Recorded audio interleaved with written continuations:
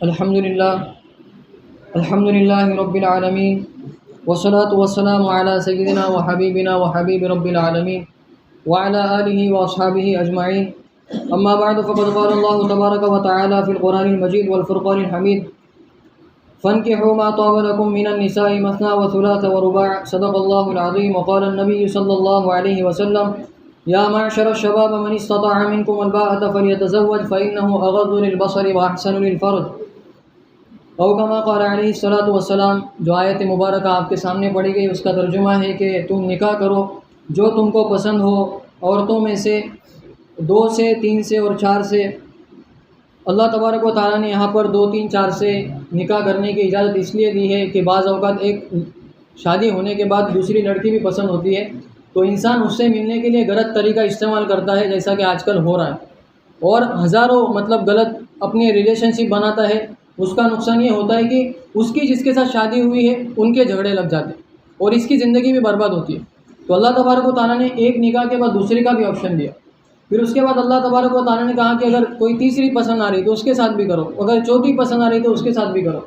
لیکن یہاں پر بریک اس لیے لگا دیا کہ عورت کے حقوق انسان 4 سے زیادہ کے ادا نہیں کر سکتا، تو اس لیے 4 پہ جا کے بریک لگا دیا اللہ تبارک و تعالیٰ نے کہ بھائی اتنے ہی کرو، ورنہ جو پسند ہے اس سے کرتے جائیں گے تو پھر حقوق ادا کرنا کیا ہو جائے گا، مشکل ہو جائے گا۔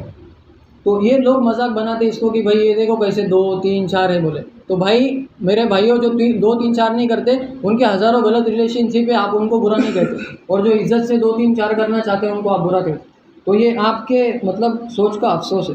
اللہ کے نبی صلی اللہ علیہ وسلم کی جو حدیث پڑھی گئی اس کا ترجمہ ہے، اے نوجوانوں کی جماعت، تم میں سے جو کوئی بیوی کے حقوق ادا کرنے کی طاقت رکھتا ہو اس کو چاہیے کہ وہ نکاح کرے، اس لیے کہ نکاح آنکھوں کو جھکانے والا ہے اور شرمگاہ کی حفاظت کرنے والا ہے۔ یہ اتنا اہم اور سیریس ٹاپک ہے کہ آج بچوں کا نمازوں میں دھیان نہیں لگتا اور نوجوانوں کا کیا شادی شدہ لوگوں کا بھی دھیان نہیں لگتا۔ اس کی بنیادی وجہ علماء یہ بتاتے ہیں کہ آنکھوں کی بد نظری کرنا، بد نظری کی وجہ سے انسان کا جو ذہن ہے وہ باہر ہی بھٹکتا ہے، اس کو عبادت میں لذت محسوس نہیں ہوتی، ذکر کی اس کو حلاوت محسوس نہیں ہوتی، تو اس کی وجہ کیا ہوتی ہے، بد نظری ہوتی ہے۔ تو اگر وہ نکاح کرے گا تو بد نظری سے کیا ہو جائے گا، بچ جائے گا، اور اس کے شرمگاہ کی بھی حفاظت ہوں گی۔ عموماً وہ لوگ جن کی نکاح کی عمر ہوتی ہے اور وہ نکاح نہیں کرتے، عام طور سے وہ کثرت سے زنا میں مبتلا ہوتے ہیں، چاہے وہ موبائل کے ذریعے سے ہو یا فزیکل طور پہ ہو، فزیکل طور پہ بھی وہ زنا میں مبتلا ہوتے ہیں۔ تو اس لیے چاہیے نوجوانوں کو کہ اگر ان کی طاقت ہے بیوی کو سنبھالنے کی تو وہ نکاح کرے۔ اس کے بعد ایک بات یہ ہے، سب سے پہلی بات یہ کہ شادی کی عمر کیا ہے، کب شادی کرنا چاہیے، تو اس کا جواب یہ ہے کہ جب انسان کو خطرہ ہونے لگے کہ اب میں جا کے گناہ میں پڑ سکتا ہوں، میں زنا کر سکتا ہوں، میں موبائل میں غلط چیزیں دیکھ سکتا ہوں، تو یہی عمر ہے کہ اس کو چاہیے کہ فوراً نکاح کرے، اپنے والدین سے کہہ دے، اگر کوئی لڑکی پسند ہے تو اس کے بارے میں کہہ دے، اور اگر کوئی پسند نہیں ہے تو والدین سے کہہ دے کہ بھائی آپ کوئی اچھا رشتہ میرے لیے ڈھونڈو۔ دوسری بات یہ ہے کہ جب کوئی لڑکا یا کوئی لڑکی اپنا رشتہ جو اس کو پسند ہوتا ہے وہ بتاتی ہے کہ بھائی مجھے فلاں لڑکا پسند ہے یا فلاں لڑکی پسند ہے، تو ہمارے معاشرے میں اس کو اتنا برا سمجھا جاتا ہے اور ایسا سمجھا جاتا ہے کہ بھائی اس کا کوئی چکر ہے اور یہ غلط اور گندی ذہنیت کی ہے اور یہ غلط ذہن کا آدمی ہے، یہ کتنے دنوں سے اس پہ نگاہ رکھ کے بیٹھا ہوا تھا۔ یہ 100% مزاج شریعت کے خلاف بات۔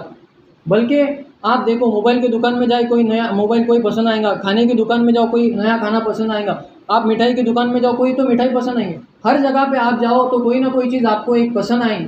تو معاشرے میں چلتے پھرتے بھی اگر ایک لڑکی کسی کو پسند آتی ہے، وہ اس سے نکاح کرنا چاہتا ہے، وہ بھی جائز طریقے سے، تو آپ اس کو کہتے ہیں کہ بھائی یہ برا ہے اور اس کی ذہنیت گندی ہے اور اس نے کئی دنوں سے یہ سوچ کے رکھا ہوا، تو ایسا نہ ہو۔ اور کچھ ماں باپ لڑکیوں پر اتنا ظلم کرتے ہیں کہ وہ چاہتی ہے کسی اور جگہ نکاح کرنا، لیکن زبردستی اس پہ ٹھوس کر کے بھائی یہی کرنا ہے، مال کے چکر میں اور حسب و نسب کے چکر میں اور زبان دینے کے چکر میں کہ ہم نے تو ان کو زبان دے دی، بولے اب کیا کریں گے۔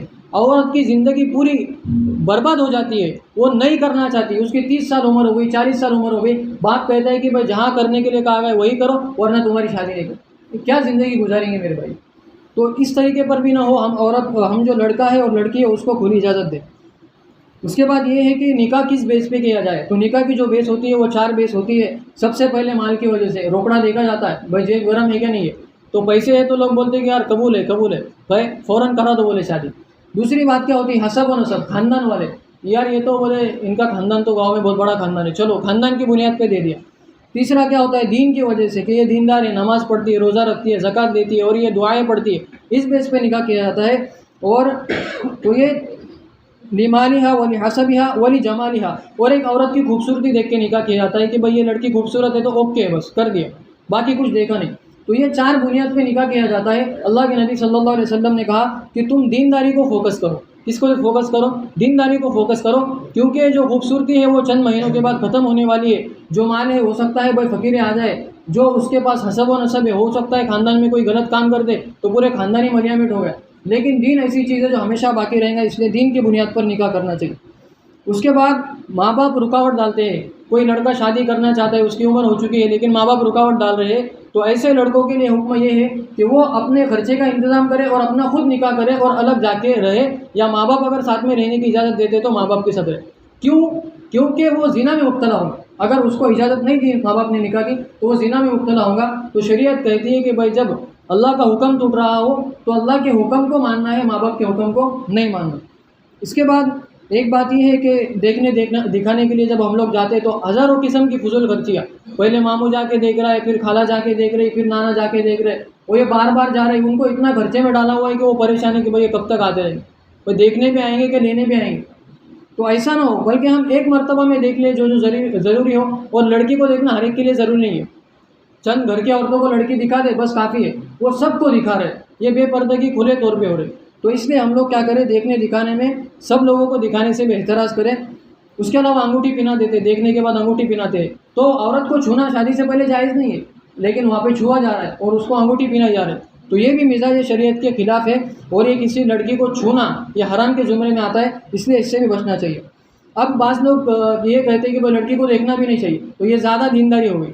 کیا ہو گئی یہ زیادہ دینداری ہو گئی. تو ایسا بالکل نہیں ہے. اللہ کے نبی صلی اللہ علیہ وسلم نے فرمایا کہ اذا خطب احدکم فلینظر، کہ جب کوئی تم میں سے کسی کو نکاح کا پیغام بھیجے تو اس کو ایک مرتبہ دیکھے. اگر اس کو نہیں دیکھے گا تو بعد میں زندگی بھر کیا کرے گا، اس کو پچھتانا پڑے گا. وہ ایک قاضی صاحب نکاح پڑھا رہے تھے، تو ایک دولہے نے قاضی صاحب کی فیس نکال کے دیا، 100 روپئے نکال کے دیا، 2 50 کے نوٹ. تو قاضی صاحب نے کہا کہ بھائی یار دلہن کے حساب سے دو پیسے، دلہن تو خوبصورت ہوتی ہے نا، اور نہیں ہوتی تب بھی وہ بن جاتی ہے شادی کے لیے. تو قاضی صاحب نے کہا کہ بھائی دلہن کے حساب سے پیسے دو. تو دولہے نے کہا کہ بھائی قاضی صاحب تم ہی دیکھ کر آؤ، کیا کرو تم ہی دیکھ کر آؤ. تو قاضی صاحب گئے اور ڈولی میں دیکھا، تو ڈولی میں دیکھ کے آنے کے بعد واپس اپنی جگہ پہ بیٹھے اور 50 کا نوٹ نکال کے واپس دیا. 50 کا جو نوٹ تھا واپس نکال کے دیا کہ بولے یہ ٹھیک ہے، بولے 50 روپے کیا ہے ٹھیک ہے.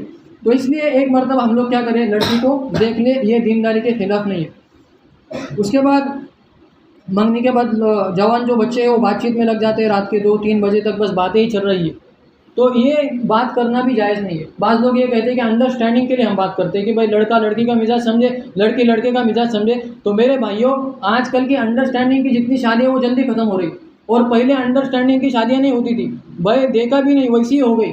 ہمارے ماں باپ کو دیکھو، دادا دادی کو دیکھو، کیا وہ لوگ تھے؟ موبائل نہیں تھے پہلے، کیا بات کریں. تو انہوں نے نکاح کیے بغیر انڈرسٹینڈنگ کے، لیکن ٹکے ہوئے.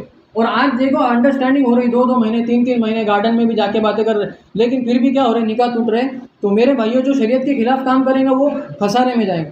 تو اس لیے منگنی کے بعد باتیں کرنے سے بھی ہم لوگ کیا کریں، بچیں. اس کے بعد 7ویں چیز یہ ہے کہ لفافے جو ہم لوگ بناتے ہیں وہ بعض لوگ اتنے مہنگے بناتے ہیں کہ بھائی کوئی 70 روپے کا ایک بن رہا ہے، 100 روپے کا ایک بن رہا ہے، اس میں کوئی خاص نشان ڈالا ہوا ہے. تو یہ فضول خرچی ہے. اللہ کے نبی صلی اللہ علیہ وسلم نے اس سے منع کیا اور کہا کہ جتنا آسان نکاح ہو اتنا ہی بہتر ہے. اس کے بعد 8ویں چیز یہ ہے کہ ہلدی اور مہندی ہم لوگ کھیلنا شروع کر دیں. شادی سے پہلے جو ہوتا ہے نا بھائی، 1 دن پہلے ہلدی ہوں گی، 1 دن پہلے مہندی ہوں گی. اور بعض مردوں کو بھی عورت بننے کا شوق ہوتا ہے، وہ بھی ہاتھ آگے بڑھا دیتے، وہ بھی مہندی لگانا شروع کر دیں. اب سیرت کی کتابوں میں کہیں ایسا نہیں ملے گا کہ حضرت ابو بکر نے، اللہ کے نبی نے، حضرت عمر فاروق نے مہندی لگائی. بلکہ ایک عورت کا ہاتھ اللہ کے نبی کے سامنے آیا، اللہ کے نبی نے دیکھا یہ کسی مرد کا ہاتھ ہے کیا. تو اس نے کہا کہ صحابیہ نے کہا کہ نہیں، مرد کا نہیں، عورت کا ہاتھ ہے. اللہ کے نبی نے کہا مہندی کیوں نہیں لگائی اس نے. تو عورتوں کو مہندی لگانے کا حکم ہے، مردوں کو مہندی لگانے کا حکم نہیں ہے. اس لیے مرد حضرات مہندی لگانے سے کیا کریں، پرہیز کریں.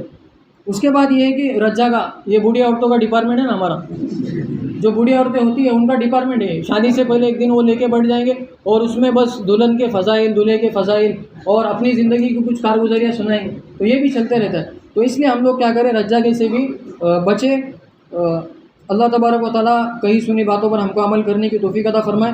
اس میں اور کچھ چیزیں ہیں، اس کو انشاءاللہ کل بیان کریں گے. وقت کافی ہو جاتا ہے تو سب دن بھر کے تھکے ہوئے تو اس سے پریشانی ہو جاتی ہے. اللہ تبارک و تعالیٰ ہم سب کو عمل کرنے کی توفیق عطا فرمائے.